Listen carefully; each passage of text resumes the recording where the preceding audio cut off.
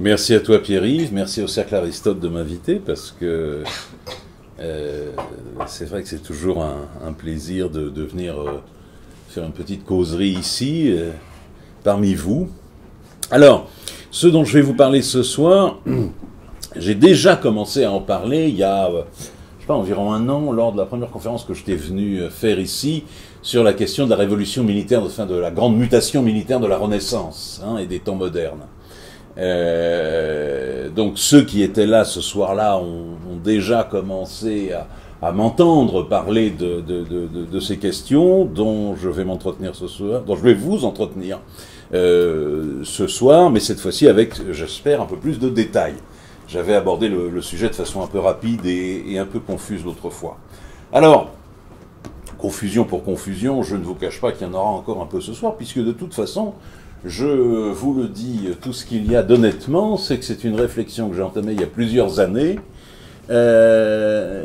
et qui est encore in the making, comme on dit chez nos amis britanniques ou américains. C'est une réflexion longue, de longue durée, qui me demande beaucoup de lecture, qui me fait partir un peu dans tous les sens,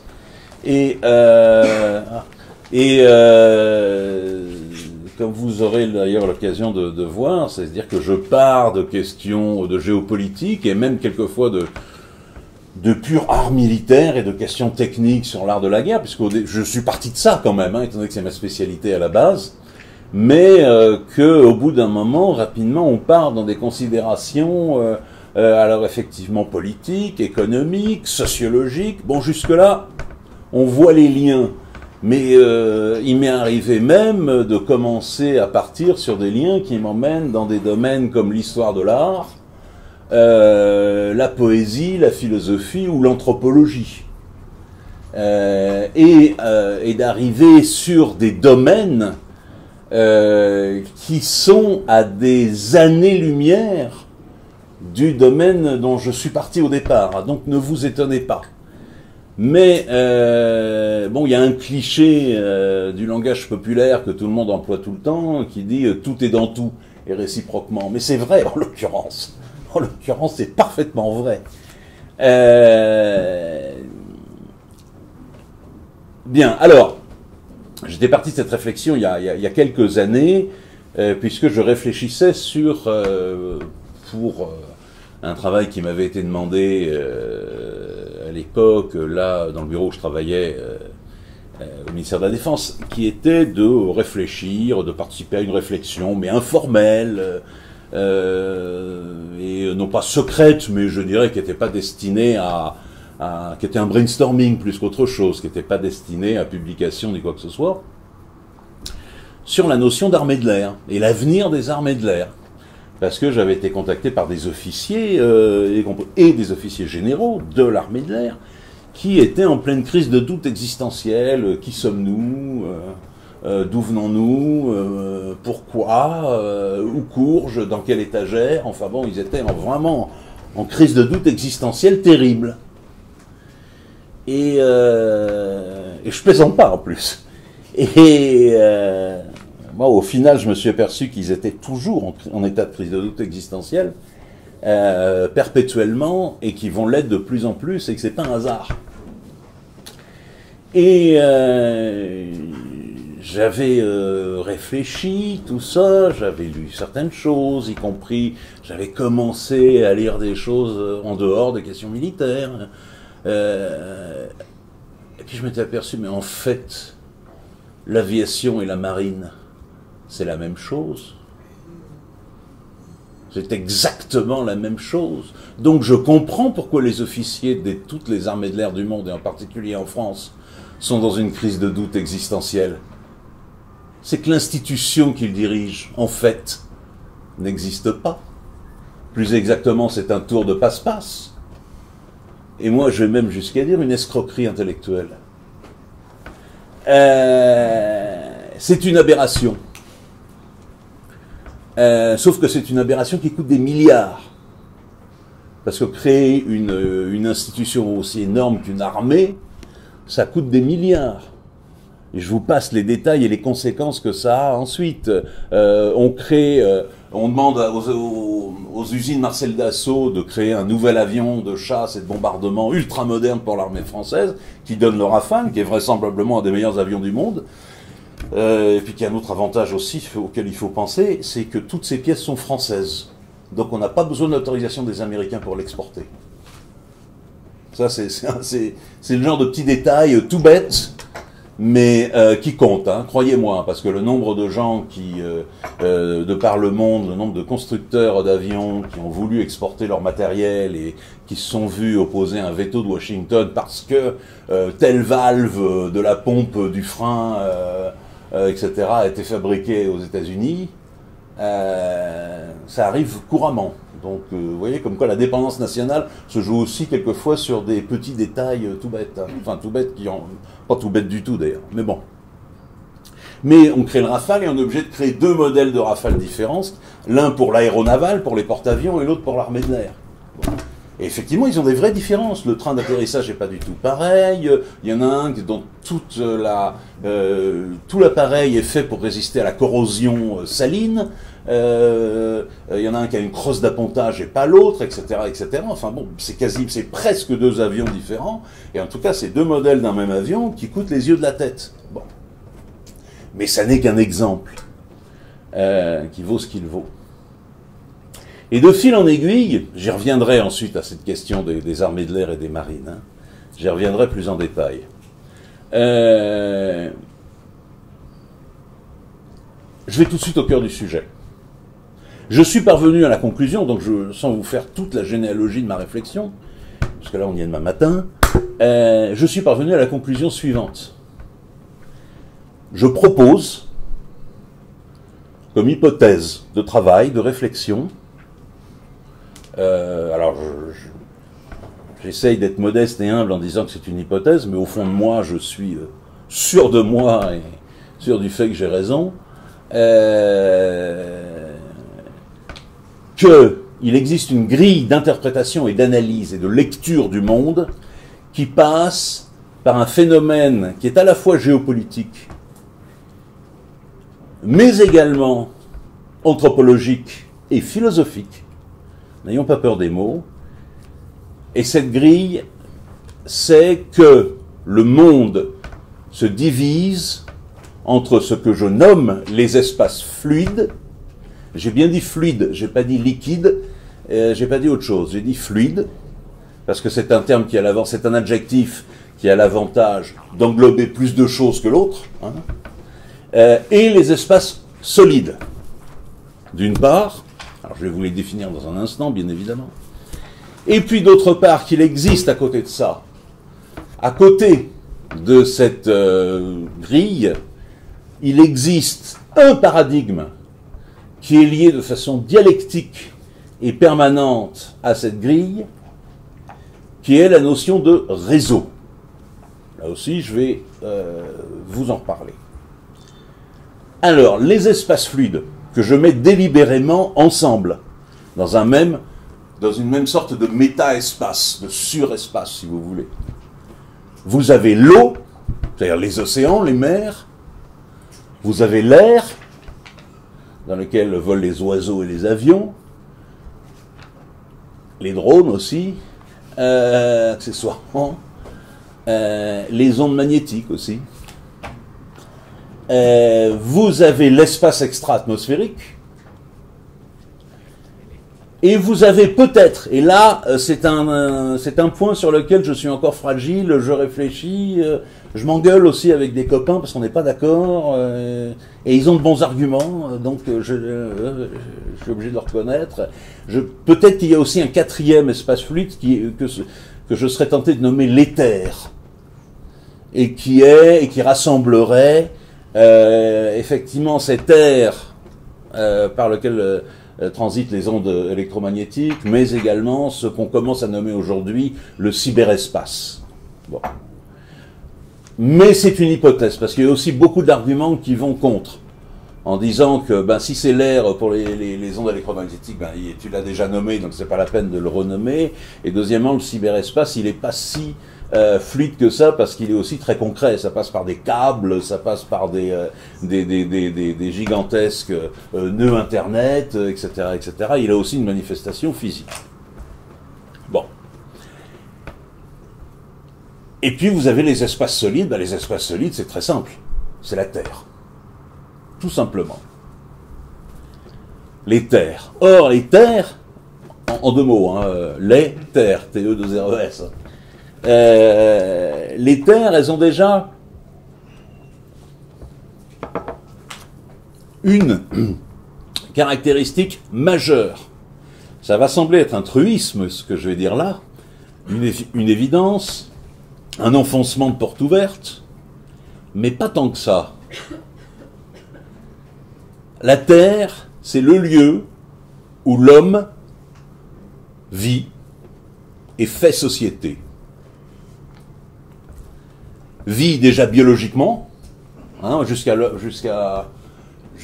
preuve du contraire, on n'a pas de branchies, on n'a pas d'ailes non plus. On vit sur Terre. Biologiquement, l'homme vit sur Terre, est un animal terrestre. Deuxièmement, ça c'est pour l'homme en tant qu'individu biologique, mais l'homme également en tant qu'individu social, parce qu'on ne répétera jamais suffisamment que cette phrase d'Aristote que l'homme est un animal social. Hein, on le répétera jamais suffisamment, on ne martèlera jamais suffisamment dans les têtes, surtout dans les têtes modernes qui commencent de plus en plus à être fluidifiées. On va y revenir.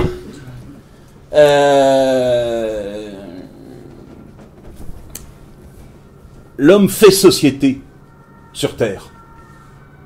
Or, pour un animal social, faire société, eh ben c'est sa raison d'être. On ne fait pas société sur les océans. On ne fait pas société dans les airs. On ne fait pas société dans l'espace extra-atmosphérique.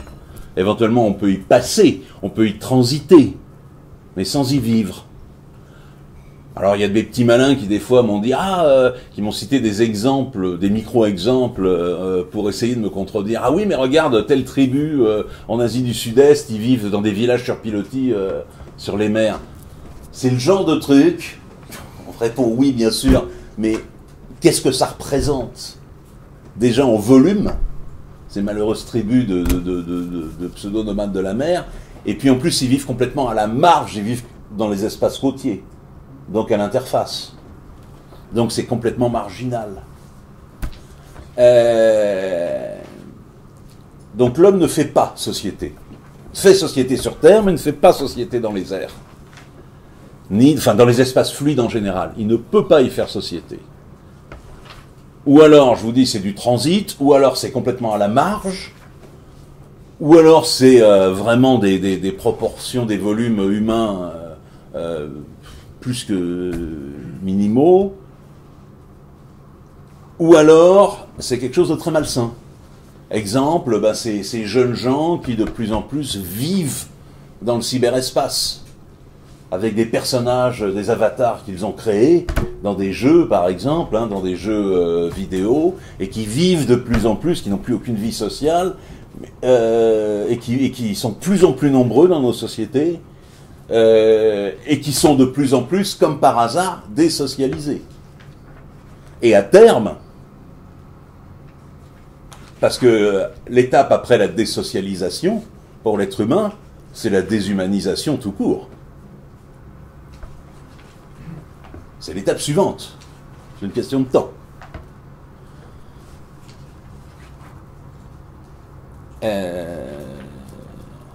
Comme disait... j'avais vu une fois un excellent petit documentaire qui était passé sur Arte il y a deux ans, je crois, où sur et si le monde était peuplé de robots, je sais plus, bon bref. Et à la fin, ils interviewaient un philosophe qui ça se terminait là-dessus sur sa conclusion. Il dit mais un monde sans hommes, ben ça serait plus un monde, tout simplement.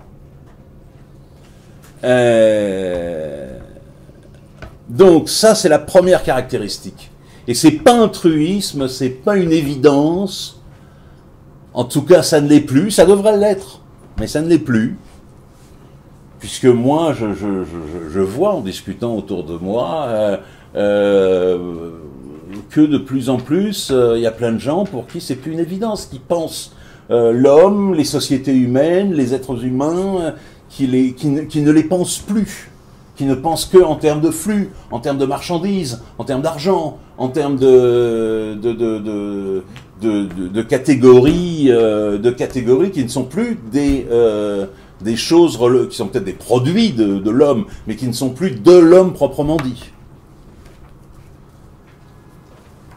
Parler avec un jeune cadre brillant, dynamique, sorti d'HEC, et avec l'esprit gavé, bourré, programmé littéralement par l'idéologie, parce que c'est une idéologie, HEC, école de commerce ou autres horreurs, j'ai failli dire, mais je le dis quand même, il pense plus, pour lui, les êtres humains, ça n'existe pas, quoi. Ça n'existe pas. Il pense des flux, des marchandises, des containers, je sais pas moi, des assurances, des choses de genre, mais... Hein? Des capitaux, oui, voilà. Mais un être humain n'existe plus. Et puis, deuxième caractéristique, elle est importante, je vous l'évoque rapidement, mais je vais développer après sur ce point. Les espaces solides sont les espaces où existent des lieux. Des lieux. Et un lieu est unique. Le carrefour du métro du Roc, c'est un lieu. Le Mont Saint-Michel, c'est un lieu. Votre maison où vous habitez, et où, par exemple, votre famille a habité depuis plusieurs générations, qui est une vraie maison de famille à laquelle vous êtes attaché, parce que vous y avez passé votre enfance, parce que vous savez que vos ancêtres y ont vécu, etc., etc. C'est un lieu. Un tel rocher qui se trouve à un carrefour et qui permet de bien reconnaître, un calvaire qui se trouve à un carrefour dans une route en Bretagne, par exemple, c'est un lieu. Etc., etc. Tout cela sont des lieux. Mais je pense que l'être humain aussi est un lieu, d'ailleurs. L'être humain est unique et c'est un lieu. C'est peut-être aussi pour ça, parce que c'est un lieu qu'on cherche à l'anéantir. Et puis, de l'autre côté, vous avez les espaces fluides. Alors, qu'est-ce que c'est que les espaces fluides? Je vous ai dit quels étaient les espaces fluides, mais quels sont leurs points communs et leurs caractéristiques? Les espaces fluides, ils ont des... Je vous ai cité les trois principaux, je laisse de compter le dernier qui fait encore débat, mais eau, air, espace extra-atmosphérique. Prenons ces trois-là. Quelles sont leurs caractéristiques? Alors, vous allez me dire, ils ont des différences gigantesques. Oui, ils ont des différences gigantesques. Mais aussi gigantesques que puissent être ces différences, elles ne seront jamais aussi grandes que leurs points communs. Leur point commun, d'abord, c'est d'être fluide, justement. Et qu'on ne peut pas s'y appuyer. Deuxième point commun, c'est qu'ils sont isomorphes. C'est-à-dire qu'un point de cet espace est égal à un autre. C'est exactement le même. Alors les spécialistes de la marine vous diront « Oh, mais non, vous savez, la salinité des océans est différente selon les endroits, et puis il y a des courants, et puis il y a ceci, cela. » Oui, d'accord, c'est vrai. Mais malgré tout, ça ne change pas le fond du problème. Ils sont isomorphes, donc, et surtout,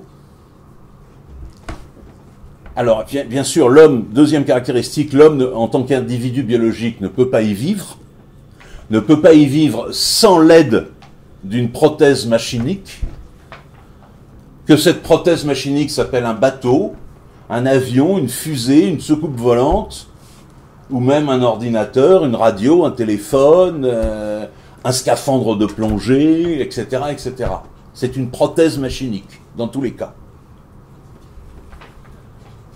Et ensuite, l'homme, troisièmement, ne peut pas y faire société.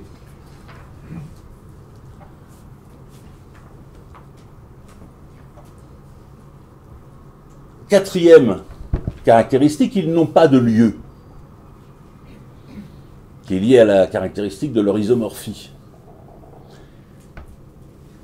Or, le fait qu'ils n'ont pas de lieu permet d'introduire le fameux paradigme de réseau. dont je vous parlais tout à l'heure. Le réseau, c'est pas forcément quelque chose de concret. Un réseau de chemin de fer, un réseau de routes, un réseau téléphonique. Un réseau, ça peut être quelque chose d'abstrait, ça peut être un réseau social, ça peut être un réseau d'amis, ça peut être un réseau d'espionnage ou de résistance, ça peut être un réseau politique, un réseau de pouvoir, ça peut être beaucoup de choses comme ça, un réseau. Ce n'est pas que des choses concrètes. Pour réfléchir à cette question du réseau, d'ailleurs, je l'avais déjà dit l'autre fois, mais je ne peux que le redire, j'invite tous ceux qui en ont le courage, parce que c'est un bouquin très difficile à lire et parfois pénible, parce que l'auteur a un style très particulier, alors on aime ou on n'aime pas, moi j'aime bien, mais bon, c'est un bouquin de Philippe Forget, F-O-R-G-E-T, et Gilles Polycarpe, qui est paru chez Economica en 97, qui s'appelle Le réseau et l'infini. C'est un jeu de mots avec le zéro et l'infini d'Arthur Koestler, bien sûr. Et c'est un bouquin, alors qui est en deux parties. Hein, la partie rédigée par Gilles Polycarpe, qui est un ingénieur de l'armement, est consacrée à des mises en œuvre et à des réflexions très très pratiques et concrètes d'ingénierie de l'armement et tout ça. Mais la première partie est l'œuvre de Philippe Forget, qui est philosophe, et qui a réfléchi à la notion de réseau en philosophe. C'est-à-dire dans l'abstraction, sur les concepts. Et le réseau, en fait, ça peut être aussi des coordonnées. Or, les seuls lieux qui peuvent exister dans les espaces fluides sont des lieux virtuels, sont des lieux qui n'existent que par la grâce des mathématiques et qui s'appellent les coordonnées d'un point en navigation. 32 degrés de longitude ouest, 45 degrés enfin je sais pas, je dis n'importe quoi, vous voyez, ça c'est un point, effectivement un lieu virtuel, qui existe uniquement par la grâce des mathématiques. Et ce sont les seuls lieux qui peuvent exister dans les espaces fluides. Les seuls. Et donc, pour aller dans les espaces fluides, et pour partir à la conquête, ou tout au moins à la maîtrise des espaces fluides, on a besoin de ce qu'on peut appeler en termes génériques le compute, c'est-à-dire la mathématique, et l'astronomie aussi d'ailleurs. Et c'est là que l'histoire est importante. Parce que, et ça Philippe Forget le dit bien dans un de ses textes, le réseau existe depuis très longtemps. L'être humain a mis en place des réseaux depuis très longtemps. Prenez Rome, l'Empire romain, c'était à la fois des réseaux de pouvoir, des réseaux économiques et marchands, mais c'était également des réseaux routiers, les célèbres routes de l'Empire romain, qui étaient quand même tout ce qu'il y a de concret et tout ce qu'il y a d'utile. Bon. Il y a eu des réseaux dans l'Antiquité, mais les réseaux étaient toujours subordonnés aux lieux. Pendant des siècles et des millénaires, les réseaux sont restés subordonnés aux lieux. Il y avait des réseaux de routes qui menaient à Delphes, au sanctuaire de Delphes, chez les Grecs. Mais c'était quand même le sanctuaire de Delphes en tant que lieu qui était sacré, pas les routes qui y menaient. Avec le XVIe siècle, avec la Renaissance, il y a eu une inversion totale, qui ne s'est pas produite forcément non plus sur un claquement de doigts et d'un seul coup, genre le 14 octobre 1522 à 14 heures. Hein, c'est pas comme ça qu'il faut voir les choses en histoire. Hein. Mais il y a eu une inversion. Et la modernité naît à partir du XVIe siècle, tout le monde le sait, tout le monde le dit, tout le monde le reconnaît. Mais c'est également à partir du XVIe siècle, justement, que naît l'un des paradigmes clés de la modernité, c'est que les lieux vont commencer à devenir subordonnés au réseau. Et ça, c'était indispensable. C'était indispensable pour une raison bien précise. C'est que ce qu'on appelle la Renaissance est aussi l'ère des grandes découvertes. Et les grandes découvertes, ça implique très concrètement que les marines et les bateaux, qui depuis toujours étaient à 95%, 98% on va même dire, des marines de cabotage, c'est-à-dire des marines côtières, vont être confrontées au plus grand défi qu'elles ont jamais rencontré, qu'elles aient jamais rencontré, qui est celui des traversées transocéaniques. Donc, cette fois-ci, elles ont quitté ces espaces intermédiaires, ces espaces d'interface que sont les eaux côtières, qui sont des interfaces entre les espaces solides et les espaces fluides, pour rentrer en plein dans les espaces fluides. Et là, ils ont été obligés de mettre au point tout un tas de techniques. Alors quand je dis des techniques, c'est aussi bien des techniques en tant que savoir-faire, y compris en tant que disciplines intellectuelles, que des techniques au sens tout à fait concret, c'est-à-dire des bateaux particuliers, des types de voilures particulières, des instruments de navigation, et puis je vous dis des savoir-faire en matière de mathématiques et d'astronomie qui n'existaient pas jusqu'alors, ou tout au moins qui n'étaient pas aussi développés qu'ils vont commencer à l'être, qu'ils allaient commencer à l'être. Ça, c'était indispensable pour aller vraiment dans les espaces fluides. Bon. Et pas pour se contenter d'être sur la marge. Parce que, attention, là j'ouvre une parenthèse, quand je dis espace fluide, espace solide, bon, je vous ai donné des définitions. En même temps, il faut être souple aussi dans la tête. C'est-à-dire que ce sont deux, comment dire, deux, je ne sais pas quel est le terme. Idéotypes. Deux idéotypes, exactement, je cherchais le mot. Deux idéotypes qui existent dans le monde réel, certes, mais auxquels il ne faut pas non plus s'accrocher de façon dogmatique et psychorigide. Parce qu'entre ces deux idéotypes, il existe une infinité de types d'espaces qui sont un peu des deux. Hein, je parlais les côtes, les zones côtières sont à l'interface entre les deux. Un estuaire, c'est un peu des deux. Un archipel, c'est un peu des deux.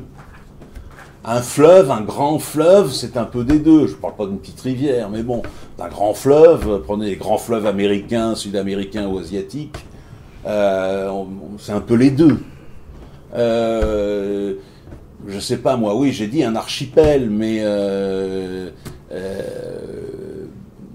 des marécages également, des zones de marais sont un peu des deux, mais même par exemple des banquises ou des grands déserts sont un peu des deux. Prenez le désert du Sahara, ou d'autres déserts d'ailleurs, qui sont des déserts secs et sablonneux, où les dunes bougent tout le temps. Bon, alors il y a beaucoup de gens qui ont tendance à vouloir les considérer comme des espaces fluides. Non, c'est pas des espaces fluides, parce que là, malgré tout, l'homme peut y vivre. Mal, peu, pas longtemps, mais il peut. Alors c'est vrai qu'il y a aussi des caractéristiques, bon, on est vraiment dans des espaces qui sont un peu, vous voyez, à cheval, si j'ose dire, entre ces deux idéotypes. Donc il faut savoir aussi manier le curseur entre les deux idéotypes et voir qu'il y a une infinité d'espaces intermédiaires. Bref, les grandes découvertes par cette imposition de la navigation océanique sont également, et c'est pas un hasard puisque c'est lié, l'époque où le commerce et le premier capitalisme prennent un essor absolument gigantesque et où apparaît une nouvelle classe en Europe, une nouvelle classe qui existait déjà depuis longtemps mais qui avait toujours été subordonnée à d'autres classes, mais qui là de plus en plus va prendre le pouvoir. Elle va commencer par prendre le pouvoir économique et puis peu à peu elle va prendre le pouvoir politique, c'est la bourgeoisie. La bourgeoisie, au sens où l'entendent les historiens et ou les théoriciens marxistes, c'est-à-dire les propriétaires des moyens de production et de distribution. La bourgeoisie, c'est un terme qui est souvent, qui introduit souvent beaucoup de confusion parce qu'il n'a pas le même sens selon les domaines et selon les personnes qui emploient le mot. La bourgeoisie chez Marx, c'est pas du tout la même chose que la bourgeoisie chez Balzac, par exemple. Faut le savoir quand même. Et aujourd'hui, quand j'entends des petits gauchistes dire « Ah, sale bourgeois, regardez comme il est sapé, il a un costume et une cravate », c'est débile, la bourgeoisie, c'est pas ça. C'est pas parce qu'un type a un costume et une cravate, éventuellement un salaire pas mauvais, que ça en fait pour autant un bourgeois. C'est absurde. Mais bon, ça c'est un autre débat. Donc, ils commencent à prendre leur essor, leur envolée, et effectivement, et Forget le dit bien dans son essai, le réseau, c'est un lieu où finissent, alors que dans le réseau, jusqu'à la modernité, c'était les lieux qui subordonnaient les intervalles, à partir de la Renaissance, ce sont les intervalles qui vont subordonner les lieux. Et les intervalles, dit Forget, c'est son hypothèse, alors on est dans de l'anthropologie philosophique, c'est intéressant, mais c'est pas forcément Dieu le Père non plus, ça peut prêter à discussion. Il dit les intervalles sont c'est le domaine du bourgeois, mais c'est aussi le domaine du diable. Parce que c'est un espace intermédiaire. Et effectivement, d'ailleurs, d'un point de vue anthropologique, il est intéressant de constater que dans la civilisation médiévale occidentale, les lieux, mais également les choses, qui étaient à cheval sur plusieurs univers et plusieurs catégories, étaient considérés comme diaboliques. Les carrefours étaient considérés comme des lieux diaboliques, parce qu'on avait le choix. Parce qu'on avait le choix, et donc le diable pouvait vous inciter à faire le mauvais choix. Et c'est pour ça qu'il y a des calvaires au carrefour. Justement, pour repousser le diable. C'est pour ça que pendant des siècles, les tissus à rayures étaient réservés aux bagnards, aux marins et aux prostituées. Parce qu'un tissu à rayures bleu et blanc, par exemple, il est bleu ou il est blanc? Il est les deux. Ah non. Dans un monde ordonné, il est soit l'un soit l'autre. Donc c'est maléfique.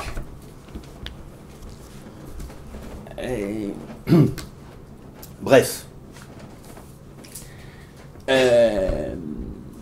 Oui, les intervalles, selon Forget, sont des domaines, sont le domaine du diable, parce que son domaine, c'est là où effectivement, où rien n'est clair et précis, rien n'est net, ça appartient à aucun lieu, donc à aucune vérité. C'est-à-dire vérité avec un V majuscule et au sens de transcendance, quoi.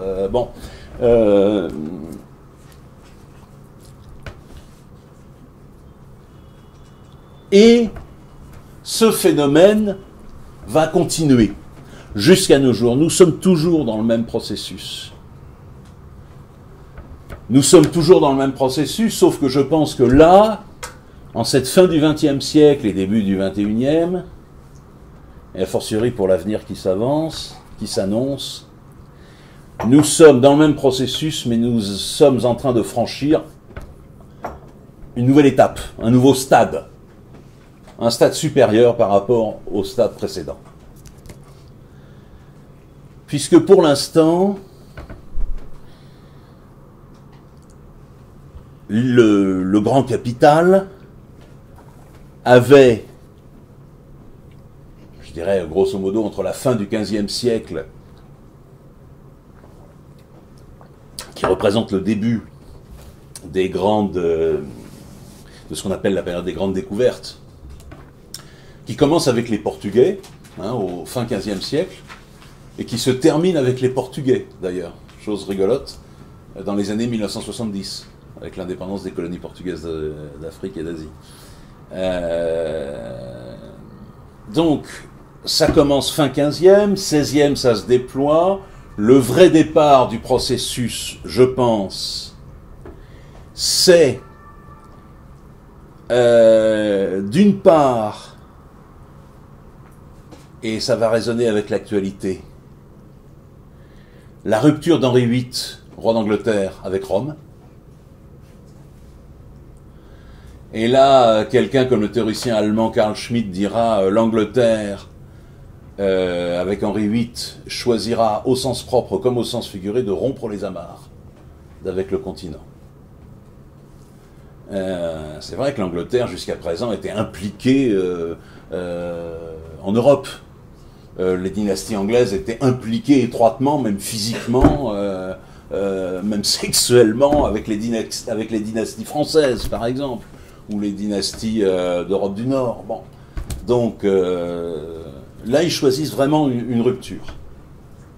D'ailleurs, ça n'a pas raté, pas plus tard que ce matin, j'ai vu un article dans la presse américaine comparant le Brexit à la rupture d'Henri VIII avec Rome.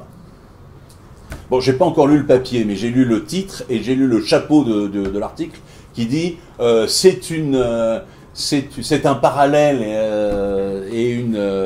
intéressant, mais c'est pas sûr que ce soit valide. Bon, bref, peu importe. Ça commence avec Henri VIII et ça prend son véritable essor avec la reine d'Angleterre, sa fille Élisabeth Ier, qui va vraiment lancer le mouvement. Je ne vais pas vous faire un cours complet sur ce qu'a été l'Angleterre élisabéthaine, cette Angleterre élisabéthaine qui réussit à implanter des colonies aux Amériques, qui réussit à envoyer des navigateurs faire le tour du monde. Le premier grand tour du monde après celui du Portugais Magellan, celui du pirate, explorateur, corsaire, voyou, homme de cour, etc., qui était Sir Francis Drake.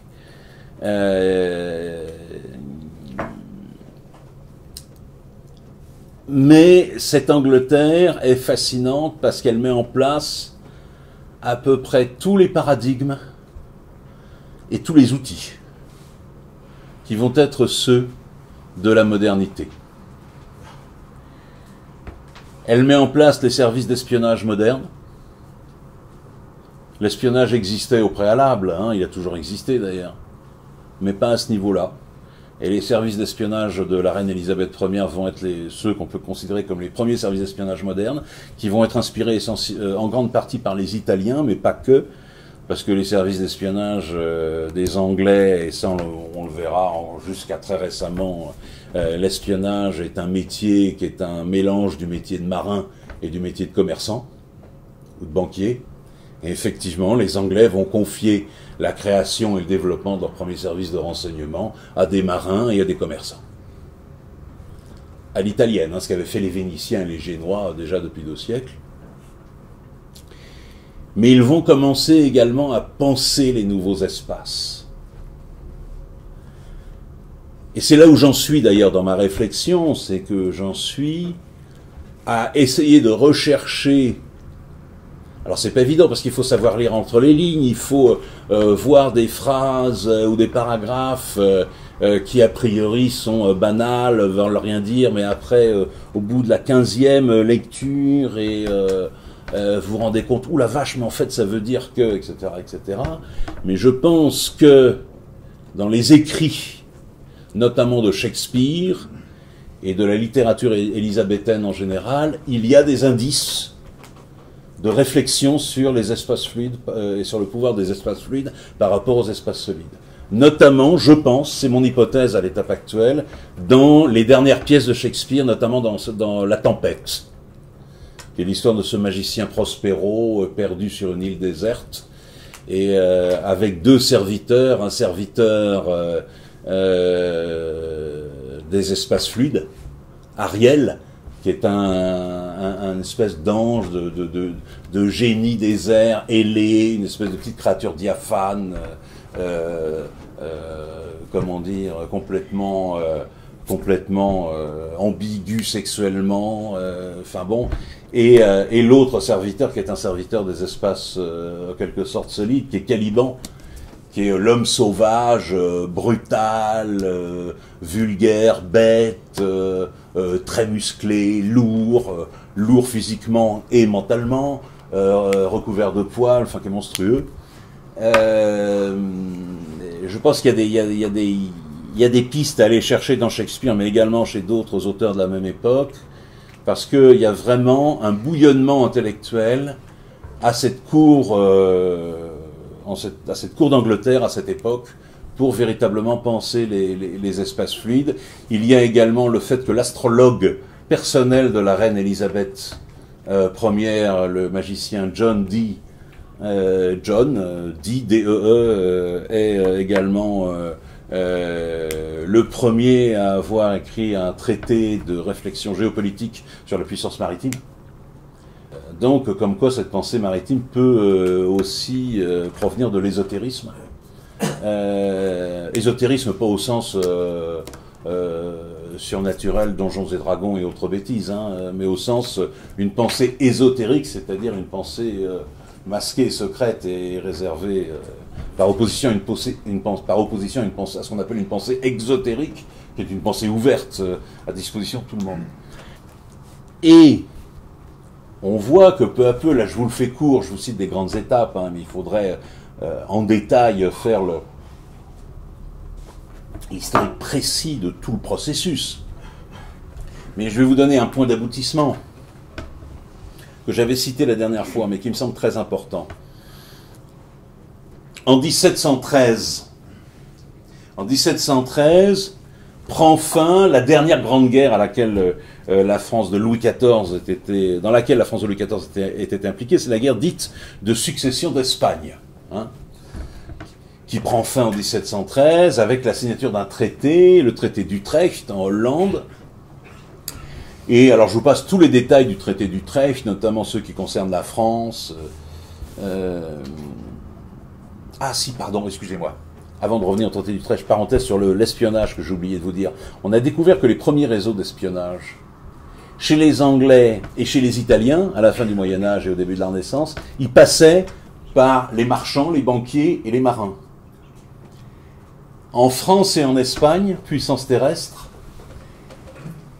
les réseaux d'espionnage vont exister sur la base d'un substrat, c'est-à-dire deux réseaux qui existent précédemment et qui ne sont ni les marchands ni les marins, mais les congrégations religieuses.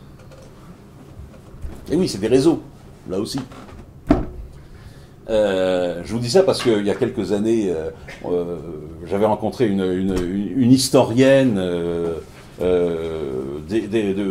des congrégations religieuses au Moyen-Âge qui se foutait complètement des questions militaires et d'espionnage, qui ne s'intéressait absolument pas à ça, qui n'y connaissait rien, mais qui, en travaillant un jour par hasard dans les archives de tel monastère dans la Nièvre, est tombé par hasard sur le fait que ce monastère était un nœud extrêmement important pour les services de renseignement français dans la lutte contre le duc de Bourgogne.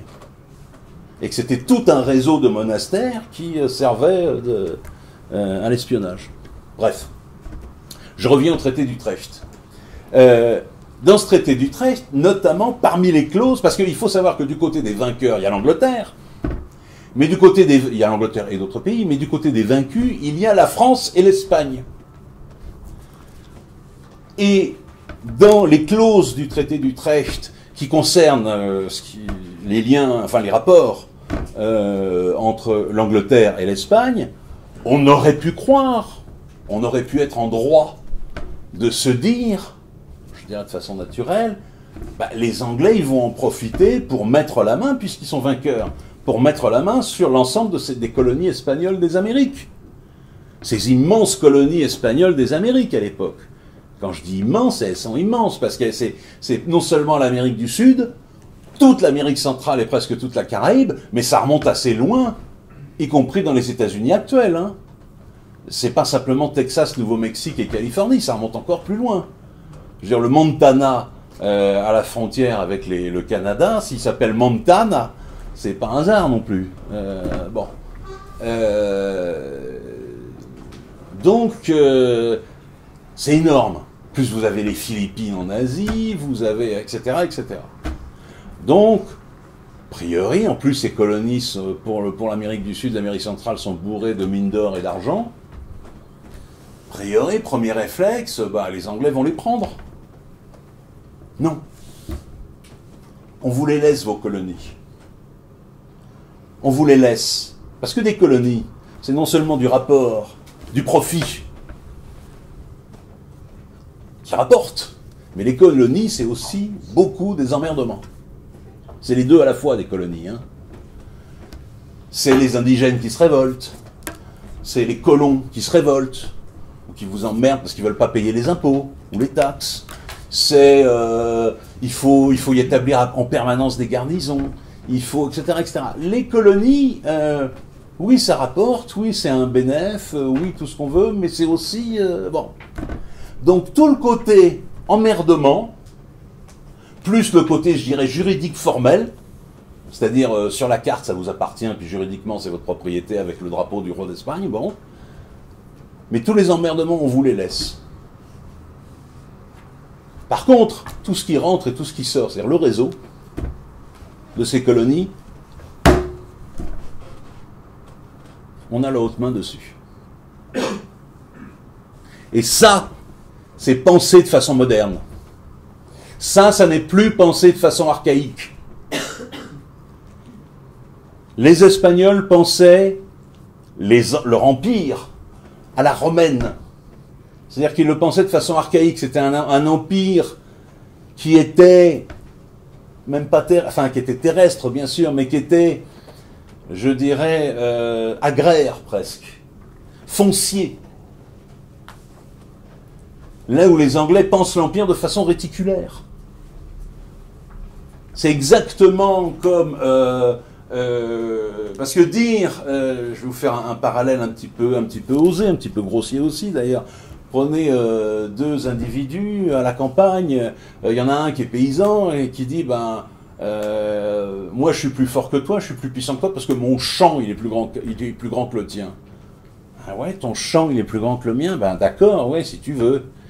Sauf que moi, c'est moi qui contrôle le réseau bancaire qui va faire les prêts pour que tu puisses t'acheter une moissonneuse-batteuse. C'est moi qui contrôle le réseau qui va approvisionner tes tracteurs et tes moissonneuses-batteuses en essence. C'est moi qui contrôle les réseaux qui va acheter tes grains et ton lait. Alors, c'est qui le plus fort? Hein? Réfléchis bien. C'est toi parce que tu as le champ plus grand que le mien? Ça, c'est un réflexe agraire. Et archaïque, parce que dans le monde moderne, dans la modernité, c'est une puissance, certes qui n'est pas nulle, mais qui reste malgré tout bien inférieure et en tout cas subordonnée à l'autre. Et ce sont les anglo-saxons qui ont le mieux compris ce phénomène. Tout au long de la modernité de ces 5 derniers siècles. D'abord les Britanniques et ensuite les Américains. Puisqu'ils sont malgré tout, et même s'ils ont eu des bisbilles entre eux, pas tant que ça d'ailleurs, mais ils en ont eu, en fait procèdent de la même civilisation.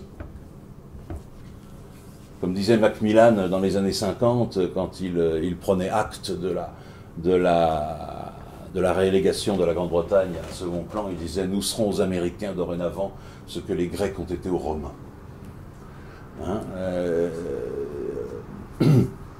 bref, penser de cette façon, par le biais du réseau, et avoir une vision réticulaire du monde et de la puissance. Je rappelle que la puissance, je l'ai déjà dit, mais là aussi je le martèle une fois de plus, la puissance, il ne faut pas confondre la puissance avec le pouvoir, il ne faut pas confondre la puissance avec les moyens de la puissance, ce sont deux choses différentes. Faut pas croire que la puissance, ça consiste seulement à être capable d'aller casser la gueule à son voisin. Ça peut l'être, mais c'est pas toujours ça, loin de là. La puissance, ça peut être aussi ce qu'on appelle aujourd'hui du soft power. La puissance, c'est l'être, au sens heideggerien du terme. C'est l'être, la puissance. C'est celui qui est puissant, c'est celui qui... Et j'emploie ce mot de puissance dans tous les sens, qu'il soit géopolitique, militaire, physique, même pourquoi pas sexuel, quand on parle de puissance virile. Mais la puissance, c'est le fait d'être capable de dire le monde. Je dis le monde, c'est-à-dire les normes du monde, le storytelling du monde, c'est moi qui le dis. Ça, c'est la puissance. Non seulement je le dis, je le façonne, mais ensuite je le mets en œuvre. Ça, c'est la vraie puissance. Parce qu'à mon avis, les pouvoirs français, ce que la France, la civilisation française, à mon avis, n'a jamais véritablement compris jusqu'au bout. Je pense. Et je le dis pas du tout de façon guillerette, au contraire, je le dis de façon extrêmement attristée. Hein. Je pense qu'il y a une personne qui s'en est approchée de penser ça comme ça, c'est De Gaulle, au XXe siècle en tout cas.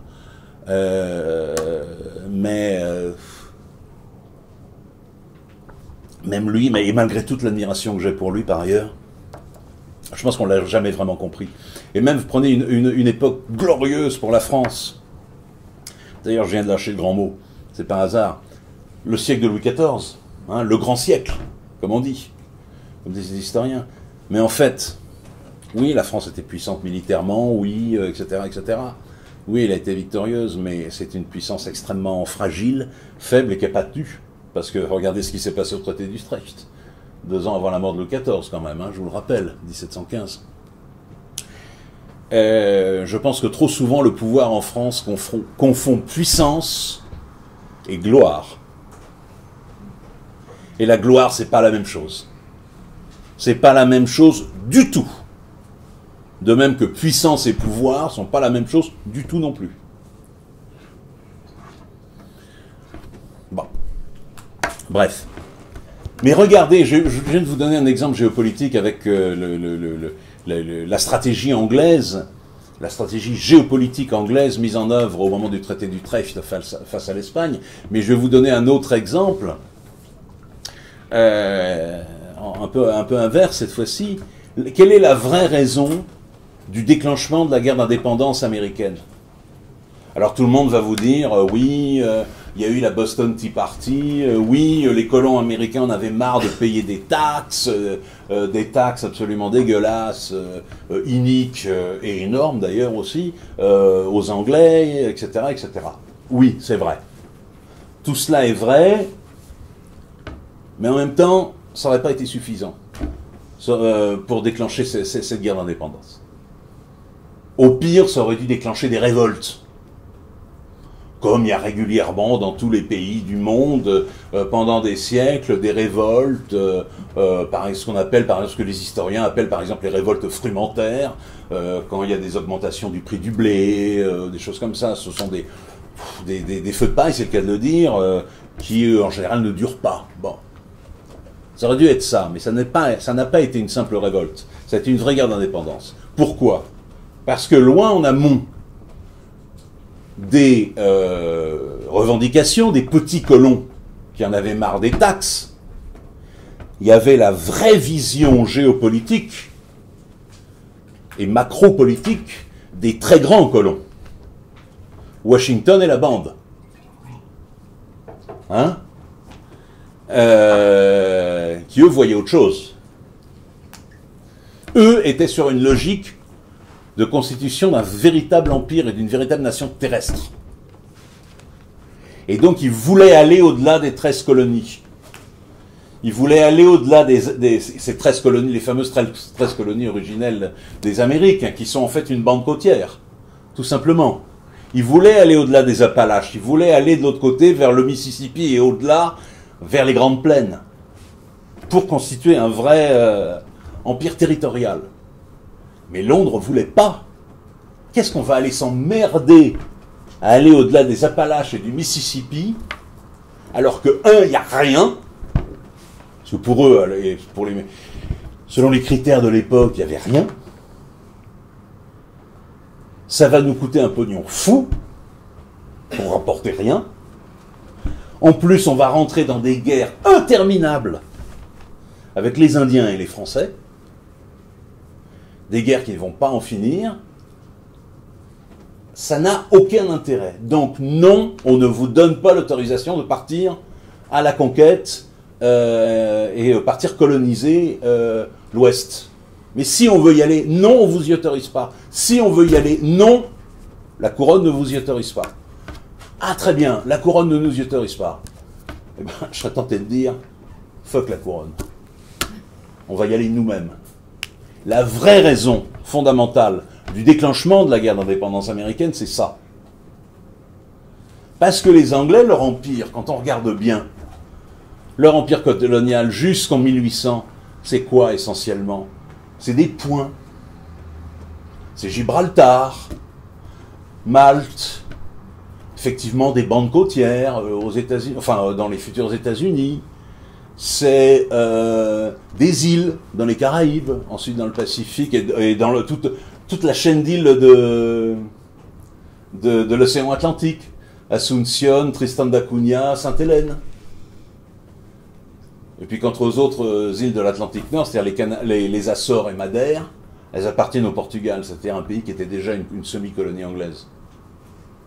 Donc, très bien. Vous voyez, des îles, toujours cette pensée, des îles ou des côtes, ou des points, toujours à l'interface des espaces fluides et solides, et toujours organisés en réseau. Et eux, ça ne les intéressait pas de partir dans un empire territorial.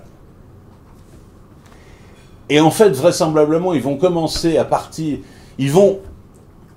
L'hypothèse n'est pas de moi, mais je la reprends parce que je la trouve excellente.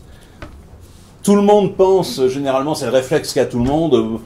Si je le fais là tout de suite, je suis sûr d'avoir les réponses. Pour vous, l'heure de gloire, le grand siècle de la puissance britannique, c'est quoi? Je suis sûr que tout le monde va en répondre, l'époque victorienne, 19e siècle. Oui, ben non. L'époque victorienne, c'est déjà le début de la fin. La vraie époque de gloire et de l'acmé de la puissance britannique, c'est le 18e. Et les guerres napoléoniennes. Mais là, après 1815, ils vont se retrouver dans une situation emmerdante. Ils n'ont plus d'ennemis. Ça, c'est emmerdant. Pour une grande puissance qui a besoin. Parce qu'une grande puissance agressive a toujours besoin d'ennemis. Quitte à les créer. Point de suspension, suivez mon regard. Quitte à les créer. A besoin d'ennemis. Là, se retrouver sans ennemis, enfin sans ennemis de taille, hein, parce qu'effectivement, tout au long du 19e siècle, les Anglais vont avoir des petits ennemis par-ci, par-là, telle tribu qui se révolte, etc. Bon, c'est pas bien méchant. Même si, de temps en temps, les dites tribus sont capables de leur foutre des raclées sur le champ de bataille, mais ça n'a pas de vraies conséquences stratégiques. Non, ils vont commencer à avoir un vrai grand ennemi à partir du milieu du 19e siècle, qui va être la Russie. Pour ce qu'on appelle le grand jeu en Asie, ce qui va être raconté par Kipling, le grand jeu entre les Anglais et les Russes, en Asie centrale et en Afghanistan. Mais ils n'ont plus d'ennemis à leur taille, ils ont une flotte qui domine totalement les océans. Personne ne peut les concurrencer, absolument personne. Et là, je pense que les élites financières et capitalistes de Londres vont commettre une erreur. C'est-à-dire qu'elles vont s'auto-trahir. Elles vont abandonner leur ligne stratégique qui était jusqu'alors, depuis des siècles, de ne pas conquérir de territoires, de vastes territoires terrestres, pour devenir obsédés par la conquête et la maîtrise totale d'un immense territoire terrestre, l'Inde. Avec tout ce que ça rapporte. Parce que ça va être... c'est la grosse caisse, hein, là, de ce point de vue-là, c'est la corne d'abondance. Alors pourquoi les Anglais ont-ils cédé à cette tentation? J'ai mes petites idées. Je pense que l'Occident, depuis l'Antiquité la plus lointaine, l'Occident était fasciné et avait la langue pendante, littéralement, devant les richesses du continent qui a été pendant des millénaires le continent le plus riche du monde, l'Asie. Jusqu'au XVIIIe siècle, la première puissance économique du monde en volume, c'est la Chine. Jusqu'au XVIIIe siècle. L'Inde, pareil, dans des proportions un peu moindres, mais bon. Et il y a même un historien économiste néerlandais, mort il y a quelques années, qui disait, en fait, à l'échelle macro-historique, on peut dire que toutes les richesses, tout l'or et l'argent, toutes les immenses richesses accumulées par l'Occident dans sa totalité, dans les Amériques, du XVIe au XVIIIe siècle, eh bien toutes ces richesses n'ont servi que à acheter le ticket d'entrée sur le marché asiatique au XIXe siècle. C'est une thèse d'histoire économique, une hypothèse en tout cas. Je ne suis pas capable de dire fausse ou pas fausse, mais elle est intéressante. Et en tout cas, elle donne une idée de la mesure de cet enjeu. Bon, ensuite, ce réseau continuera à se développer. Cette emphase mise sur les espaces fluides, sur la marine, mais également sur l'aviation ensuite, et ensuite sur l'espace extra-atmosphérique, va se poursuivre. À la fin du XIXe siècle, les Anglais seront rattrapés définitivement par leur rejeton, c'est-à-dire les États-Unis, qui va prendre le relais. Et les deux guerres mondiales, dont l'Angleterre sort peut-être victorieuse, mais totalement exsangue, comme quoi victoire militaire et puissance ne sont pas liées mécaniquement. Hein. D'un point de vue financier et économique, l'Angleterre en 1918 et a fortiori en 1945, elle est, passez-moi l'expression, elle est à poil. Elle est dans un état catastrophique. Même en 18. Je crois que c'est seulement il y a quelques années, le journal en avait parlé, je pense que c'est il y a seulement 5 ou 6 ans, que l'Angleterre a fini de payer sa dette de 1918. Aux États-Unis, hein, j'entends.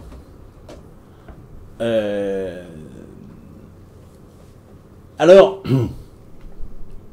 ça c'est pour vous faire un long historique de ce qu'est le réseau et en quoi ce réseau et la maîtrise des espaces fluides que permet ce réseau a été déterminant historiquement dans la mise en place de la modernité et de la géopolitique de la modernité.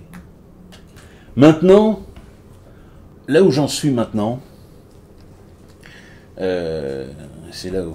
Bon, c'est de voir, à partir de cette idée d'espace fluide, de cette grille de pensée et d'analyse, espace fluide, espace solide, je me rends compte à quel point cette grille est opératoire pour penser à peu près tout de la modernité. Parce que la grille espace fluide, espace solide, elle permet de penser la géopolitique, comme je pense je vous l'ai montré. Elle permet de penser, ou de contribuer à penser, les questions militaires, puisque je pense qu'il faudrait faire fusionner les marines et les armées de l'air, et garder les armées de terre comme étant des armées des espaces solides, c'est-à-dire des espaces sociaux, en l'occurrence, des espaces où il y a l'homme. Elles permettent de penser l'économie, surtout l'économie moderne et postmoderne de l'hypercapital, aujourd'hui, où tout est fluidifié à l'extrême, où tout est financiarisé à l'extrême. Or, qu'est-ce que c'est que la finance, si ce n'est du virtuel, si ce n'est des mathématiques, exactement comme les coordonnées d'un point en navigation. Ça permet de penser la réticulation totale du monde par Internet, c'est par tous les réseaux électroniques possibles et imaginables. Je vous ai donné, ça permet également de fluidifier les espaces solides. Parce que je pense que nous sommes actuellement dans une phase où, après 4 siècles de mise en place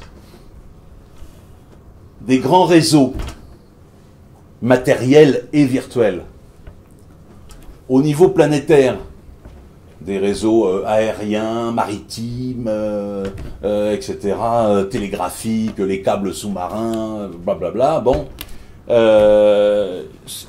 Tout ça a pris les 4 derniers siècles et maintenant il reste les espaces solides. Les espaces solides où l'hypercapital règne, bien sûr, mais il ne règne pas complètement. Il ne règne pas complètement parce qu'il y a encore des choses qui coincent dans les espaces solides et qui ne sont pas encore fluides. Ce sont les êtres humains. On n'est pas encore fluide. On est encore des lieux, on est encore organisé en société, on est encore organisé en nations qui ont des identités, qui ont des histoires. On est encore organisé en classes sociales qui défendent leurs intérêts, enfin qui essayent, qui devraient en tout cas.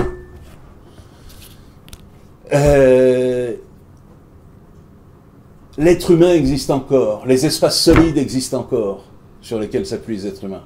Et ça, il faut à tout prix que l'hypercapital les fluidifie.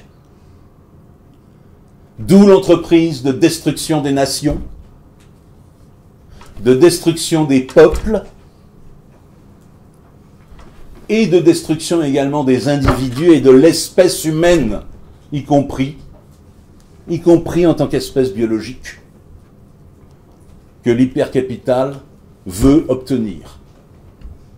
Parce que son règne ne peut plus continuer comme ça. Et là, je vous le dis franchement, je suis d'accord avec l'analyse marxiste. On en est arrivé à un point où, pour aller vite, je ne suis pas économiste, mais pour aller très vite, je pense que la loi de la baisse tendancielle du taux de profit fonctionne. Et que on est arrivé à un point où, pour faire toujours plus de profit, le capital ne peut plus se contenter des structures et des méthodes utilisées jusqu'à présent. Il a besoin, pour faire le même profit delta, de passer à une exploitation supérieure. Or, cette exploitation supérieure, il ne peut pas la réaliser tant qu'on reste des êtres humains. Et tant qu'on résiste, et tant qu'on est des êtres humains biologiques qui faisons société et qui avons des nations. D'où s'entreprise également de mélange des êtres humains partout aussi. De mélange de tous les peuples. Sous couvert de discours vachement modernes, de gauche, jeunes, sympa, hein, bien sûr, comme d'habitude. Sous couvert de mélange également des genres. De mélange de tout. La confusion générale dans la fluidité totale. Alors j'ai conscience aussi que vouloir être dans le solide total sans aucune fluidité, ça peut être très con et très mortifère aussi. Pétain disant « la Terre, elle, ne ment pas », là il est dans le solide, c'est sûr. Il est dans les espaces solides. Oui, mais c'est des espaces solides qui sont uniquement solides et rien d'autre, donc on est figé, c'est pas très intéressant non plus. Mais il faut trouver un équilibre. Mais c'est quelque chose contre lequel il faut lutter, parce que cette fluidification, c'est la condition sine qua non à la poursuite de son entreprise. Et de son entreprise et de sa tentative de contrôle final des espaces solides. Quitte à, je l'avais dit, quitte à réduire l'humanité entière dans un esclavage absolu. Absolu. Il y a un film de science-fiction très mauvais par ailleurs, c'est dommage parce que le sujet était bien, qui est sorti il y a 2 ans, qui s'appelait Elysium, et qui montrait exactement ce qui je pense est l'objectif actuel de l'hypercapital, c'est-à-dire une terre entière détruite, au point de vue de la nature, etc., etc. Une humanité qui vit dessus de façon totalement clochardisée, et une élite super privilégiée vivant dans les espaces fluides, c'est-à-dire dans une immense station spatiale de luxe, d'hyperluxe, au-dessus d'eux. Et c'est pas uniquement du récit de science-fiction, c'est pas uniquement du délire de science-fiction. Moi, je constate actuellement, parce que je suis un peu l'actualité dans beaucoup de domaines, y compris des domaines un petit peu originaux et saugrenus, mais je constate qu'il y a de plus en plus de projets actuellement d'îles artificielles de luxe. Il y a de plus en plus de grands milliardaires qui s'achètent des îles. Il y a un marché des super yachts qui est en train d'exploser au niveau mondial. Et quand je parle de super yachts, c'est pas des beaux yachts, hein, c'est pas des beaux yachts comme on peut en voir dans le port de Saint-Trope ou que sais-je. C'est des super yachts, c'est-à-dire des villes. Des trucs monstrueux avec pistes d'atterrissage pour hélico, etc., etc. Bon. C'est-à-dire des lieux où des super capitalistes pourraient vivre. Et effectivement, je pense qu'on est à la veille, quand je relis ça, ce que je viens de vous dire, et le fait que des grandes entreprises, des grandes multinationales comme Google, Amazon, Microsoft, etc., Facebook ou que sais-je, refusent de plus en plus de payer leurs impôts aux nations qui les abritent, alors qu'à côté de ça, ces nations manquent de fric pour se développer. Et je parle même pas parle même pas du Gabon ou du Cameroun. Hein, là, je parle même de la France, de l'Angleterre ou tout ça. Bon, c'est pour ça que quitte à choquer beaucoup d'entre vous, je soutiens à 3000% toutes les revendications des grévistes de ces derniers temps contre la loi El Khomri. Quitte à vous choquer, ces grévistes, c'est peut-être des salles rouges de la CGT, si vous voulez, mais ils sont dans le même camp que nous. Parce que à terme, nous, même si on est des petits bourgeois et tout ça, on va être clochardisés comme eux. Il faut arrêter avec nos réflexes droitards, de les rejeter et de se moquer d'eux. Il faut arrêter avec ça. Ils sont dans le même camp que nous. Et ils ont raison de lutter contre des conditions, contre une loi du travail qui va nous faire ramener à l'esclavage pré-19e siècle. Et ils ont raison également de dire qu'on a besoin de pognon, on veut des augmentations. Et quand j'entends les discours patronaux dire « Ah, mais il n'y a pas de fric ». Si, le fric, il existe. Bien sûr que si, le fric, il existe. Pourquoi Google ne paye pas ses impôts? Pourquoi Microsoft ne paye pas ses impôts? Pourquoi il y a cette évasion fiscale dans les paradis et dans les espaces fluides, pour le coup? Le fric, il existe. Et on ne réglera pas la question nationale, on ne réglera pas la question nationale, y compris la question identitaire française, sans régler la question sociale. On ne pourra pas dire les salopards en casquette, les pulls à sueur, on s'en fout, ils ne nous intéressent pas, c'est des salles rouges, ils sentent le gros rouge, ils sentent le pinard, on s'en fout. On ne pourra pas. On sera obligé de faire alliance avec eux. Je termine sur cette chose, j'aurais pu vous parler encore pendant longtemps, mais je tenais à faire le lien entre tout ce que je venais de vous dire et cette idée à laquelle je tiens personnellement. Et j'y tiens de façon charnelle. Je vous dis ça parce que ces derniers temps, je me suis engueulé avec plein de très bons copains de droite, qui étaient pour moi des gens de droite tels que je les aime, c'est-à-dire ouverts, intéressants, intelligents, mais là, quand il y a eu ces manifs de la CGT, il y a des vieux réflexes droitards, incontrôlables, qui ont repris le dessus, les réflexes de ce qu'on appelait au 19e siècle le parti de l'ordre, vous voyez, à l'époque de Louis-Philippe. Ils ont repris le dessus et ça m'a donné envie de vomir, surtout de la part de gens que j'aime.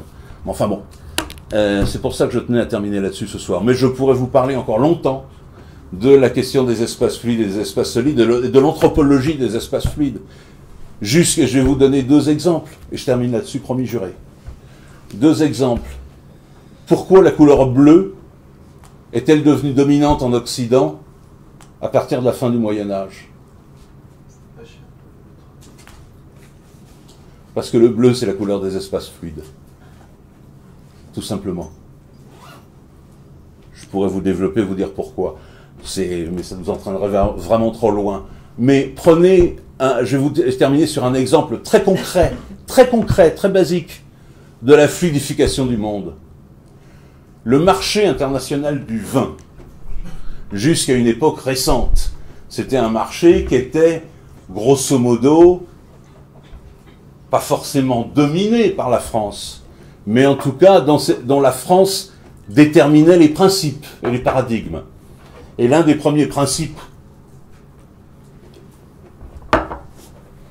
éminemment français du marché du vin, c'était la notion de terroir. On classait les vins en fonction de leur terroir. Beaujolais, Bourgogne, Bordeaux, à l'intérieur du Bourgogne, un tel est alors un sous-lieu, ensuite un côte-rôti qui vient de telle parcelle et pas de la parcelle d'à côté 50 mètres plus loin, hein, c'est vraiment, on est vraiment dans des lieux, etc., etc. Et puis, depuis quelques années, alors que le marché du pinard, le marché international du vin, est dominé de plus en plus par les anglo-saxons, ça a des conséquences non seulement sur le goût, parce que les goûts anglo-saxons sont différents des goûts français, en général ils sont moins bons, oui, mais en l'occurrence c'est vrai, dans ce domaine-là en tout cas c'est vrai, mais surtout les anglo-saxons, eux, ils sont en train de structurer le marché international du vin, non plus, enfin quand je dis ils sont en train, ça y est, c'est fait, de structurer le marché du vin non plus en fonction de terroir, mais en fonction de cépage. Un pinot, un syrah, etc., etc. Or, les cépages, par définition, vous les transposez n'importe où. C'est une logique fluide. Et c'est pas une logique solide. C'était un micro-exemple, mais je trouve qu'il parle très très bien et qui illustre bien ce que je voulais dire. Bon, bref, je pourrais y être demain matin. Je suis désolé, camarades. Merci, mon Laurent.